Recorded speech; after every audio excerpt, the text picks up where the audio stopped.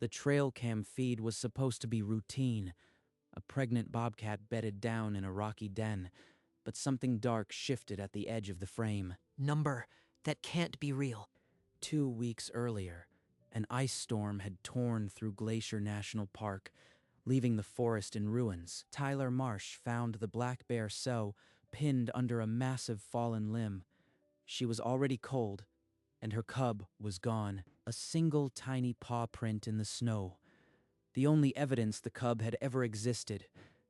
There was no blood, no drag marks, just silence. It's still out here somewhere, and I am already too late. For 3 hours he searched, tracing the tree line, calling until his voice cracked.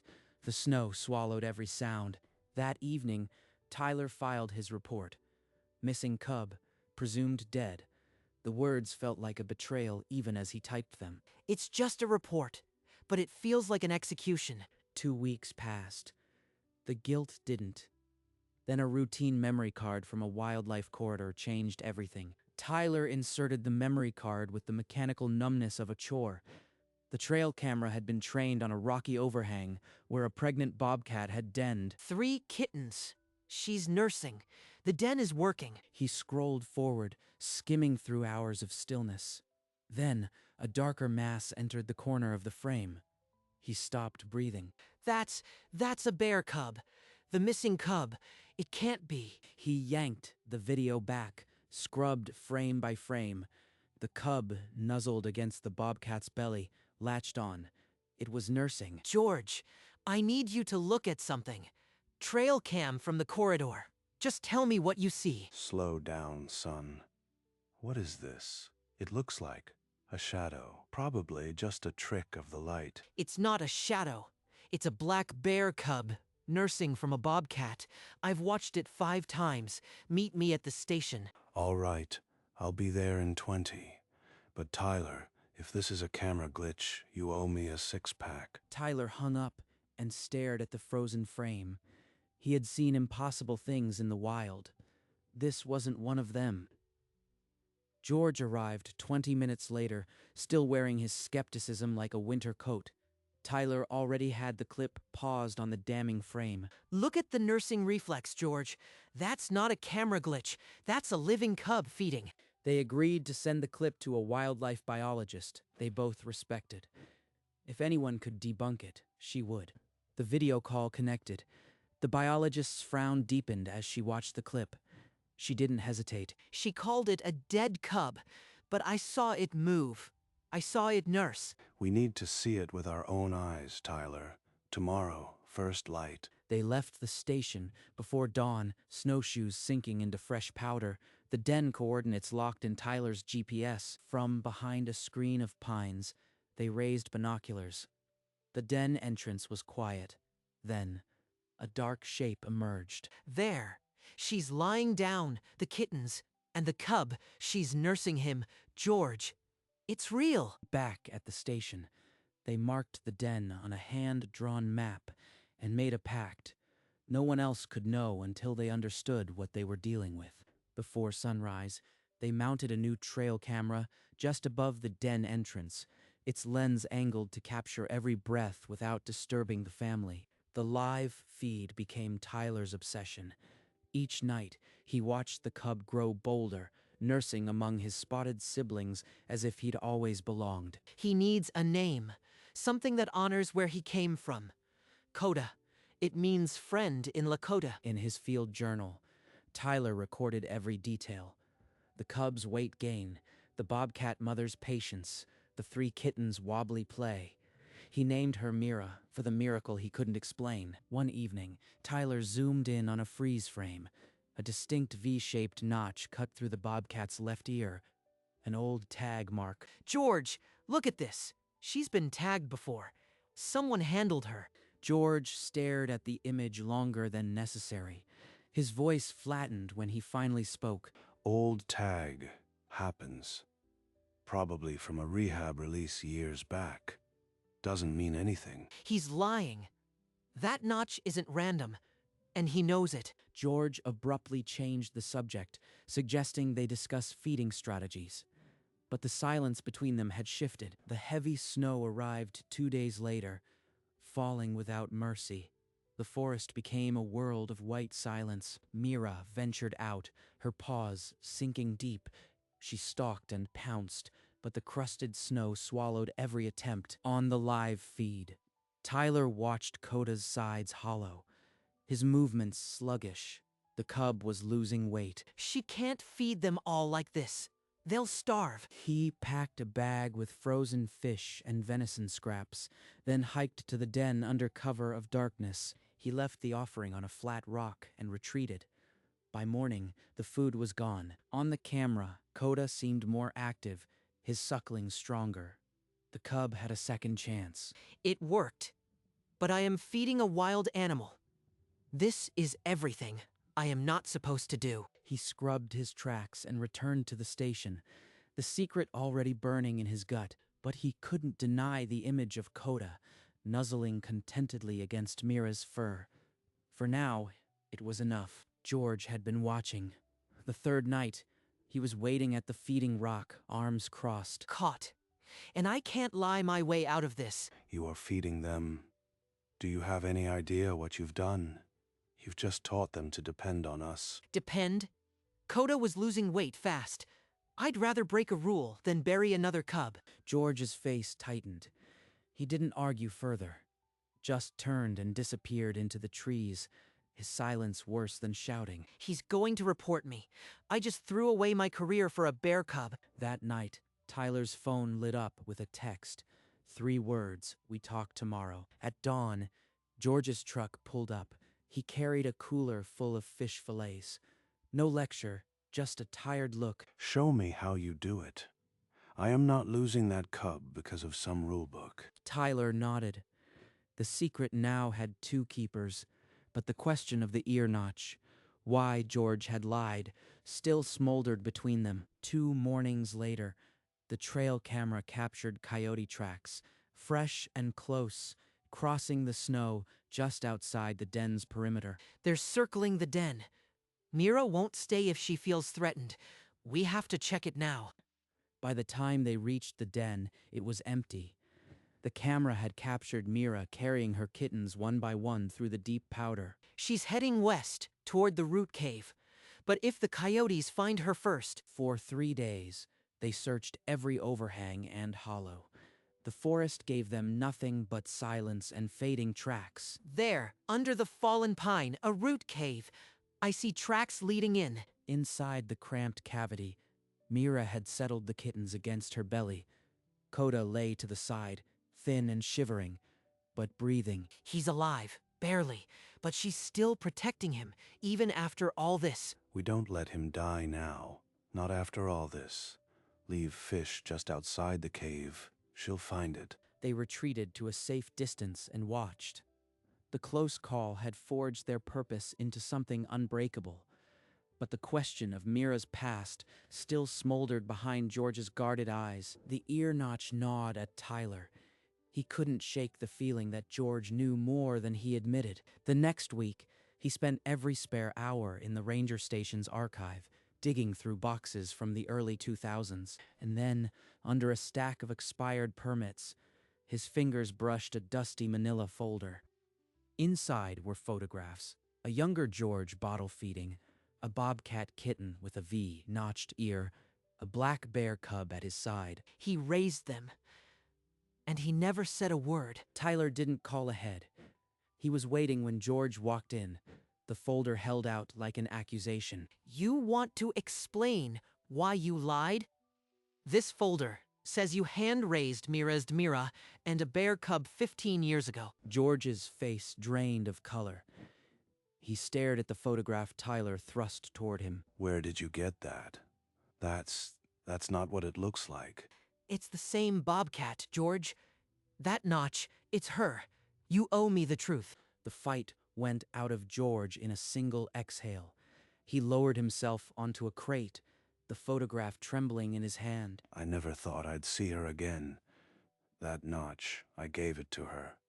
She was 3 weeks old, pinned under rock. He talked. A recovery pen, a black bear cub, nuzzling the bobcat kitten in the photo. We named the bear Juno. They were inseparable, ate from the same bowl, slept curled into each other every night. The photograph trembled in his grip. Tyler saw his mentor's eyes glisten for the first time. He's been carrying this alone, the guilt, the hope.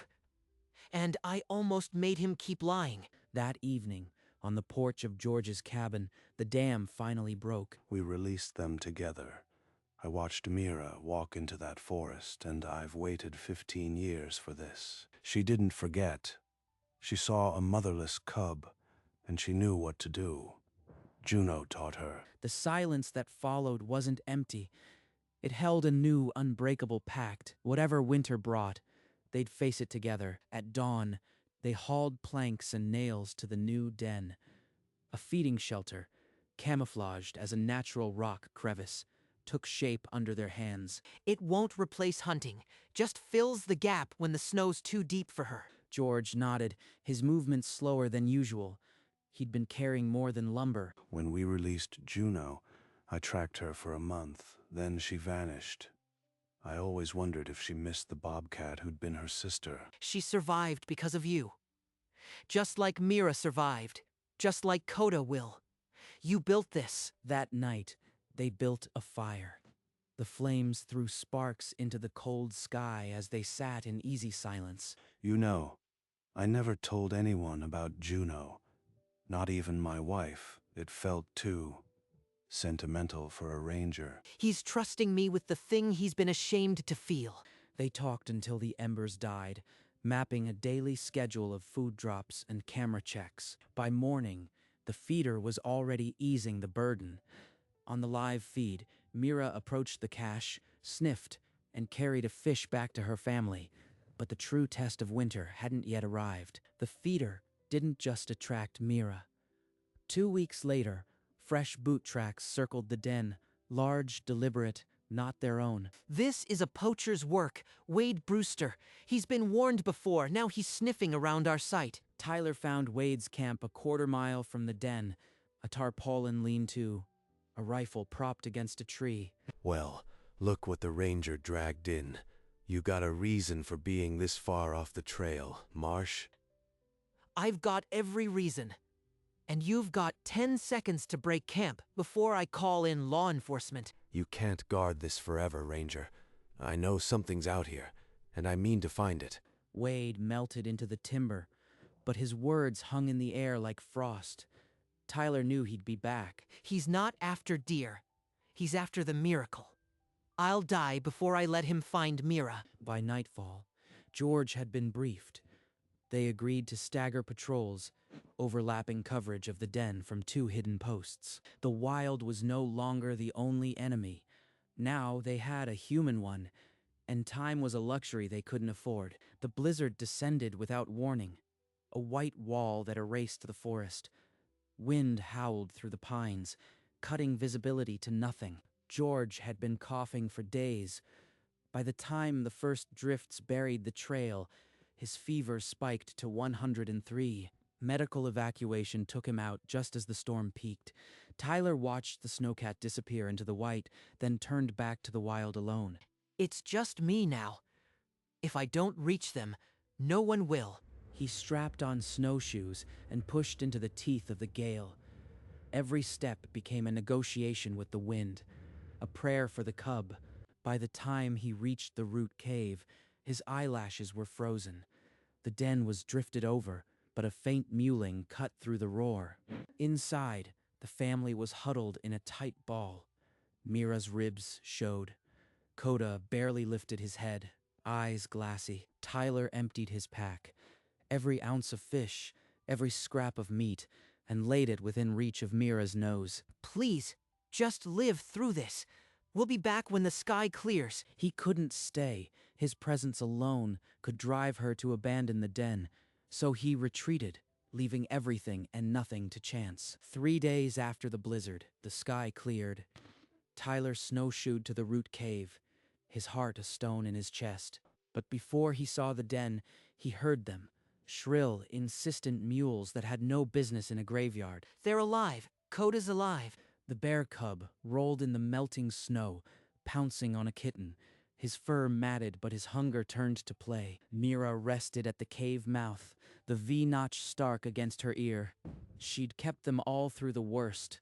That afternoon, a park-wide radio broadcast announced Wade Brewster's arrest for poaching.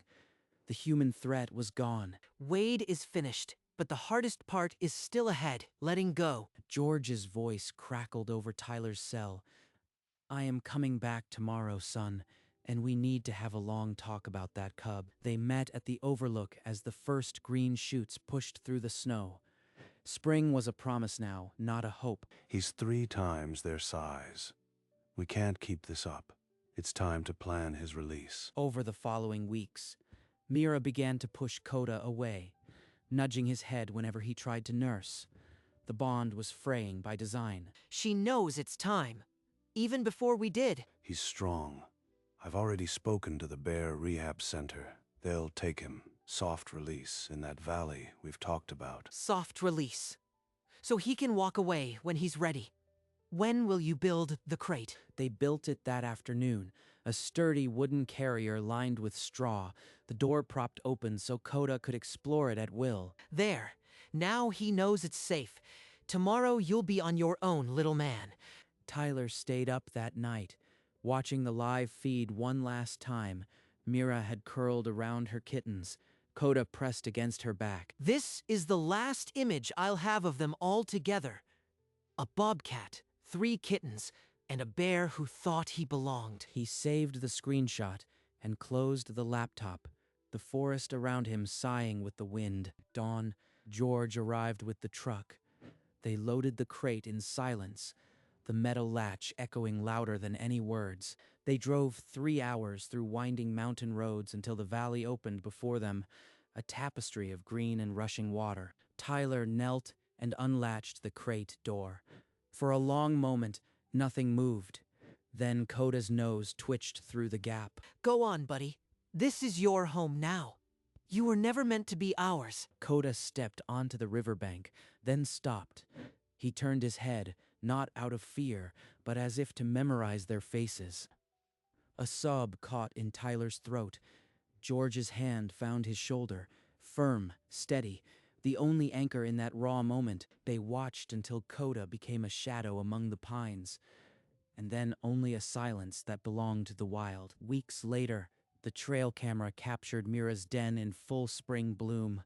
Ferns framed the entrance like a woodland curtain. Inside, she nursed a litter of new kittens, the V-notch still stark against her ear. She'd come home to the only life she'd ever known. You are not a miracle anymore, Mira. You are just a wild thing, doing what wild things do. And that's more than enough. The forest reclaimed its rhythm, but the footage they'd gathered, the impossible nursing, the blizzard rescue, remained a secret that would soon change everything. With the park's approval, Tyler and George sent the compiled footage to National Geographic. Within a week, the world saw the impossible. The video amassed millions of views, headlines everywhere. They're calling it The Unlikely Family, but it's just a bear and a bobcat remembering how to love. The magazine cover went global. Mira nursing 3 kittens and a bear cub. The headline, The Family That Defied Science. That's our miracle. Now everyone sees it. Interview requests flooded in. They refused all, redirecting the focus to the park's conservancy. Then Dr. Ellis contacted them. She wanted to co-author a paper on learned social imprinting. 15 years ago, they called me sentimental. Now, sentimental rewrote a textbook. We'll write the paper. But the first line will be the truth. A bobcat remembered. That night, they drafted the outline, their names together on the title page. The secret was now a legacy. The paper passed peer review with a note that made Tyler laugh. "We stand corrected." The title silenced every critic. The journal's cover page featured Mira, her notched ear unmistakable. Below it, the words that would change a field. At the Conservation Awards, George climbed the stage in his old ranger uniform. The Lifetime Medal hung heavy against his chest. 15 years ago, I broke protocol. I raised a bobcat and a bear together. I was told it was reckless sentiment, but that Bobcat remembered. She proved that the wild writes its own rules, and that love is written in muscle memory. Tyler watched from the front row, clapping until his palms stung. He'd never been prouder to be second author. Afterward, the park director announced the Mira Juno grant, funding studies on cross-species bonding, George's legacy made tangible. A grant for impossible adoptions. George would say it's about time. That night, Tyler placed a copy of the paper beside a photo of Coda. The den camera still blinked on his monitor. They'd written history. But the real story continued underground, in a cave lit only by a mother's eyes. Spring came again, and Tyler, now with streaks of gray, checked the den camera. The familiar notch appeared in the entrance. She's older, slower, but she's still here. Mira carried a new kitten into the cave, her muzzle frosted with age. The V-notch still stark, the ritual unchanged. Tyler watched the screen, a small smile on his face. The miracle had become a ritual. Every spring, she reminds me that some bonds outlast a season. The den had become a quiet landmark in the park, a place where the impossible once lived, and still returned. Hikers whispered rumors of a bobcat who once mothered a bear. Tyler never confirmed. He just kept the camera running. One April morning, he saw her sleeping in the sun, kittens tumbling over her tail. Rest now, old girl. You've done enough for a dozen lifetimes. He saved the image and leaned back, the monitor casting soft light across his face. The story was still writing itself. The call came on a quiet Tuesday. George had passed in his sleep, Tyler at his side. The rocking chair on the porch was empty. She remembered, Ty. That was always the miracle. Not the science, the memory. He left me with everything he knew, and one thing he asked me to never forget. They held the service at the den. A dozen rangers, a few biologists, all gathered where the unlikely family had begun.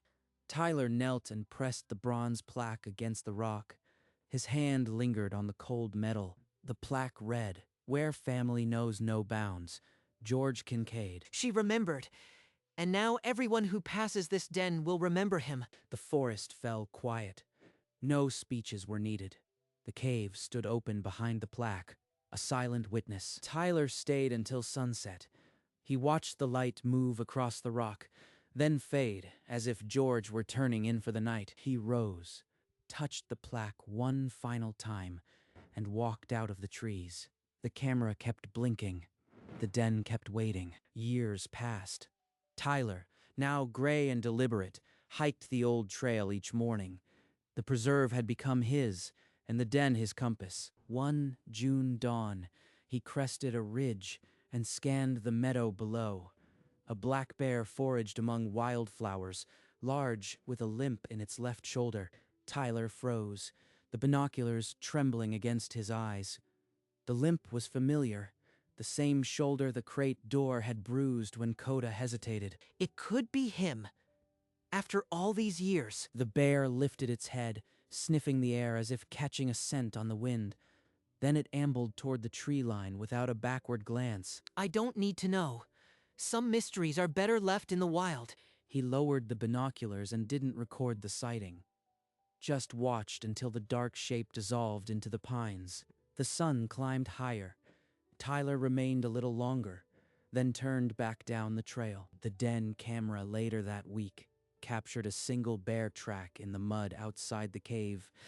Then rain washed it away. Tyler never mentioned it, but every spring he walked that meadow a little slower, hoping to see nothing at all. One late autumn morning, Tyler found a new SD card in the station's mail slot. The label read, Den Camera 7. He slipped it into the reader, and the old monitor flickered to life. The cave entrance glowed in low-light infrared. Then a shape moved.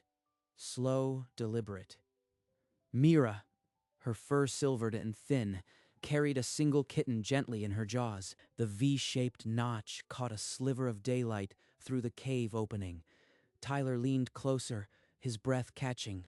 Rest now, girl. You've done enough. He saved the footage in a folder labeled Mira Final. His hand hovered over the keyboard, then closed the laptop with a quiet click. On the screen of the trail camera itself, the red indicator light blinked steadily. The den entrance behind it was dark and still. Tyler rose and walked to the window. Outside, the first snow of the season dusted the pines.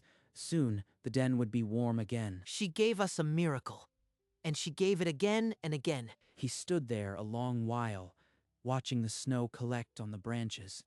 The camera kept recording.